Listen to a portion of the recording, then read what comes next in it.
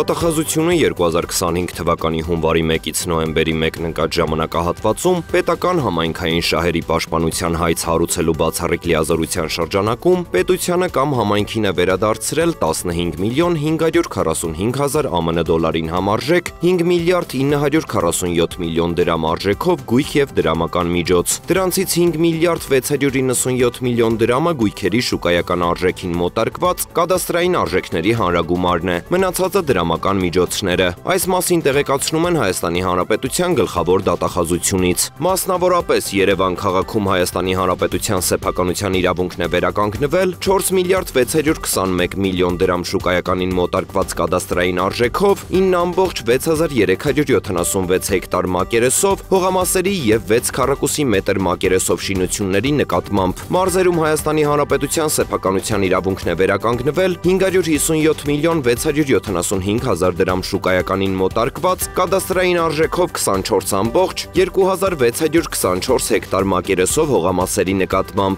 Մարզերում պետությանը վերադարձված 5 հողատարածքները գտնվում են Ծաղկաձոր քաղաքում, մնացած գույքերը Արագածոտնի, Լոռու, Տավուշի, Արմավիրի, Գեղարքունիքի, Վայոց ձորի մարզերում։ Համայնքների սեփականության իրավունքն է գրանցվել 20 միլիոն դրամ շուկայականին մոտարկված կադաստրային արժեքով 2,9 հեկտար մակերեսով հողամասերի նկատմամբ։ Համայնքի տիրապետմանն են վերադարձվել 290 միլիոն 307 հազար դրամ շուկայականին մոտարկված կադաստրային արժեքով 2,275 հեկտար մակերեսով հողամասեր։ Օրինական ուժի մեջ մտած դատական ակտերով հօգուտ Հայաստանի Հանրապետության բռնագանձման է ենթակա 248 միլիոն 970 հազար դրամ, որից 110 միլիոն 642 հազար դրամը փոխանցվել է վերականգնված միջոցների միասնական հաշվին, իսկ 138 միլիոն 328 հազար դրամի մասով դատական ակտերը հարկադիր կատարման փուլում են։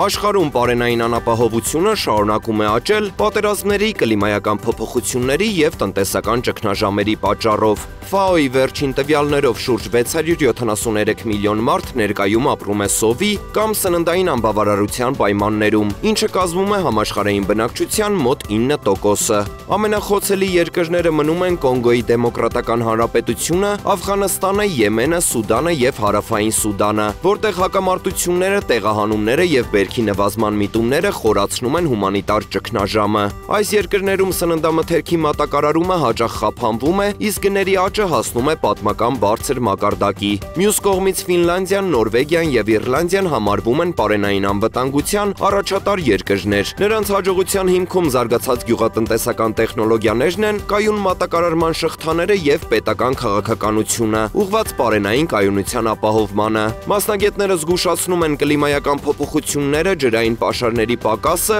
և գլոբալ մատակարարման խափանումները կարող են առաջիկա տարիներին ավելի սրել պարենային ճգնաժամը։ Տնտեսագետների գնահատմամբ պարենային անվտանգության խնդիրները հաջորդ տասնամյակում կդառնան համաշխարհային տնտեսության կայունության հիմնական մարտահրավերներից մեկը։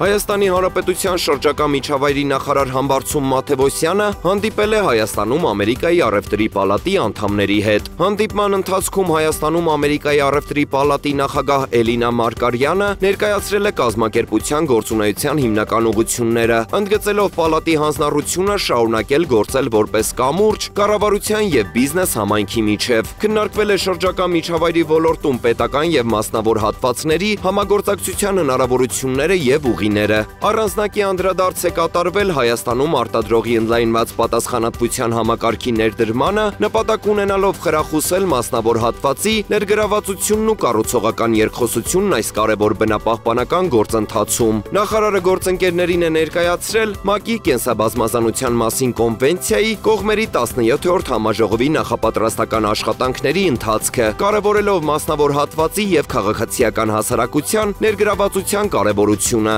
Հանդիպման ընթացքում քննարկվել է նաև համաժողովի շրջանակում հնարավոր համատեղ նախաձեռնությունների իրականացման և համագործակցության ընդլայնման հեռանկարները։